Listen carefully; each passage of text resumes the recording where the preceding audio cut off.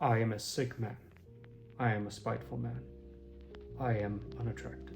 These opening lines have haunted and fascinated the consciousness of philosophers and readers of Dostoevsky for many, many years. Throughout the month of November, I've been reading the big 5 of Dostoevsky's works. This video is my review of the first of those works, which is Dostoevsky's Notes from the Underground.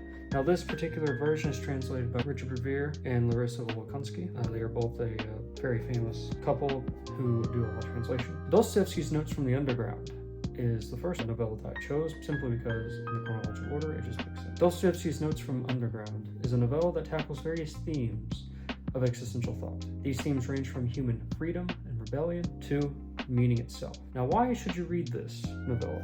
And how do you read it? Allow me to be your guide. But first, let's get into the background.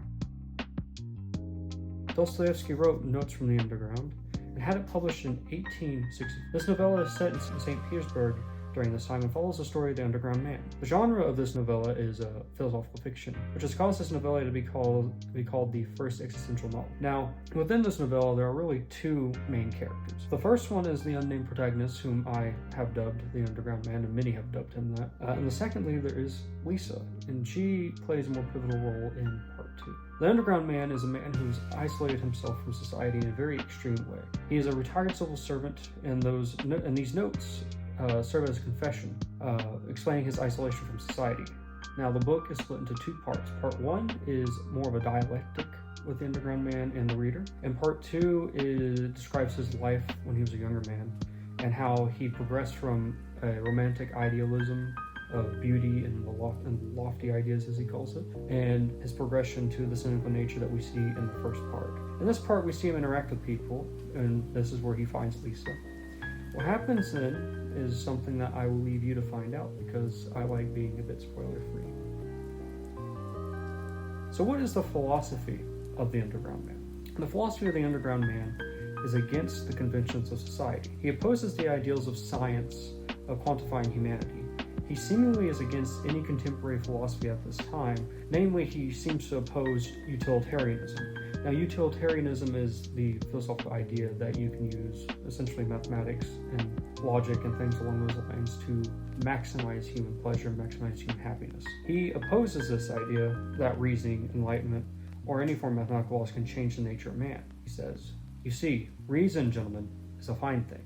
That is unquestionable. But reason is only reason and satisfies only man's reasoning capacity. But wanting is a manifestation of the life of the whole life. That is, the whole of human life, including reason and various little itches." Aside from this opposition of this ideal of utilitarianism, or this ideal that you can quantify and determine human freedom, he pushes the idea that man desires one thing, and that thing is freedom itself. Nature doesn't ask your permission.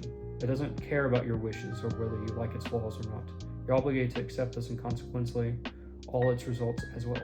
Of freedom, he mentions that it preserves the dearest thing to us, which is our ability to choose, our free will. The underground man acknowledges that humans desire freedom and will always have a tendency for rebellion and chaos because we seemingly enjoy it. It is within our nature. We cannot escape our nature. Our nature is chaotic. We are spontaneous. We are not able to change our nature because we become more civilized or more rational or more enlightened. And that is something that he and potentially Dostoevsky is arguing for. Aside from this, he also mentions his growing disdain for romanticism and romantic ideals, because it led him to believe in beautiful and lofty ideas, as I mentioned in the beginning. He dislikes philosophy and believes every educated man should be as miserable as he is, because being overly conscious or thinking too much is a sickness. He espouses that men will always try to differentiate. The underground man espouses that man will always try to differentiate himself from a piano key. What makes us man? What makes us human? What separates us from anything else within the broader kingdom of animals? What separates ourselves metaphysically, ethically, things along those lines? How do we do this? Well, we do this partly by chasing a goal or having a dream or wanting to accomplish something. We search something out. But what happens when we finish this goal?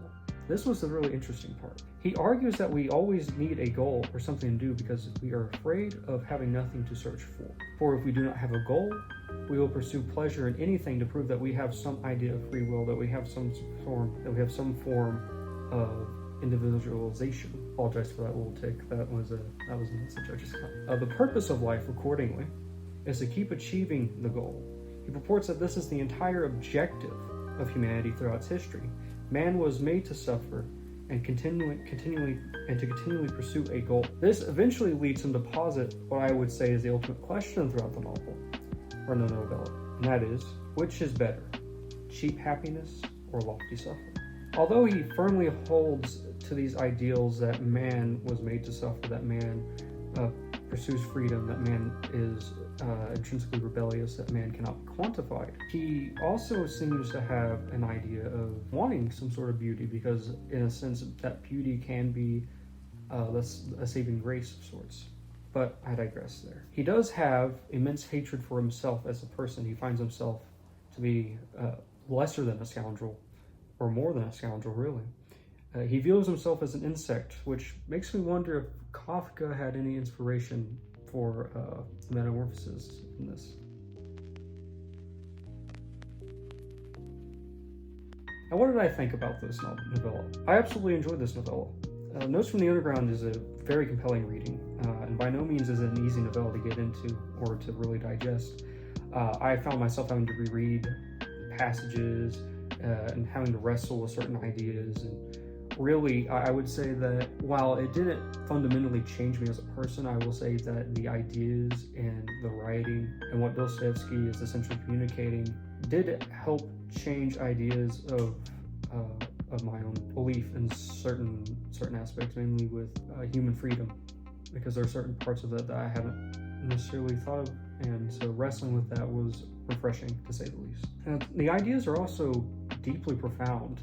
And I recommend, unlike what I did, I recommend reading it slowly, taking time with this novella, because while it might be difficult to read initially, I think it is a rewarding read overall. And although the Underground Man is a wicked and unattractive fellow, as he calls himself, I can see that he thinks that beauty could possibly be a saving grace, like I mentioned earlier.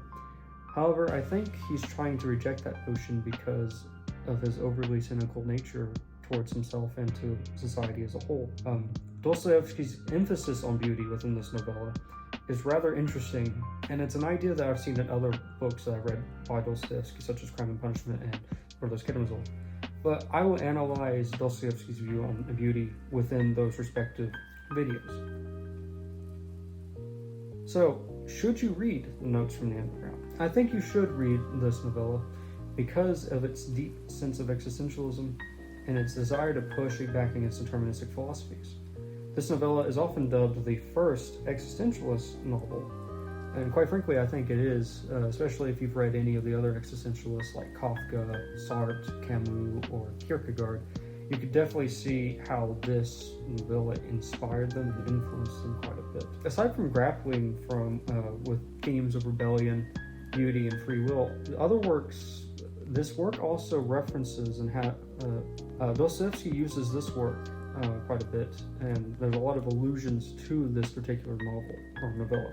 A lot of allusions, and when I was rereading Crime and Punishment, which that video will be out very soon, I found the ideas of beauty and loftiness and such quite a bit within that, and so there's a lot of ideas here that I find quite interesting that Dostoevsky references them. Now, I recommend this novella for those who are interested in philosophy, interested in literature, interested in Russian literature, or people who are interested in existentialism as a general philosophical area.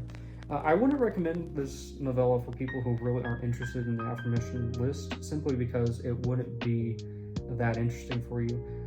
With that being said, I do implore you, dear viewer, to give an attempt to this novella, because I assure you two things really.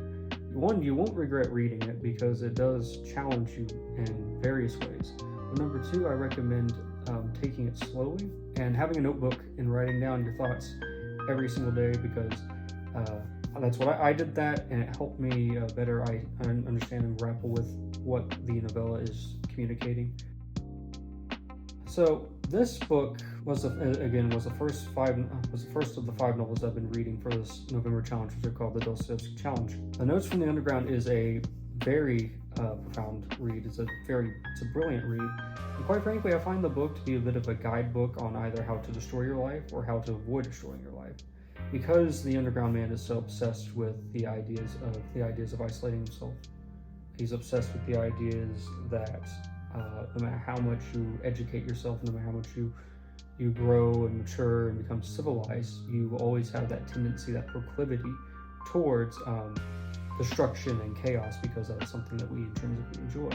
And by far and large, a lot of us in the modern day, when we first read something like that, we tend to disagree with it. But if you look at human nature on a much broader scale, you can see that we really do. It's a very fascinating phenomenon. Dostoevsky is a brilliant writer who espouses deep philosophical and existential truths to the reader. And so I wonder, what is he communicating to you? Because he communicated quite a bit to me. In fact, there's a lot in my notebook that I wish I could have espoused. But what did I rate this book? I rate this book a 95 out of 100. It is a brilliant read. There are some parts where it can be a bit monotonous. Dostoevsky's quite well known for being dialogue heavy, but I find this book to be a refreshing read and a very challenging read. My next video in this series will be my review of Crime and Punishment. If you guys enjoyed this video, please consider liking, subscribing, and commenting what you liked. You could also share this video. That would be quite helpful for me, and also quite helpful for possibly other people who might be interested in reading Russian literature or Dostoevsky in general. Thank you all so much for watching, and I'll see you very, very soon. See ya.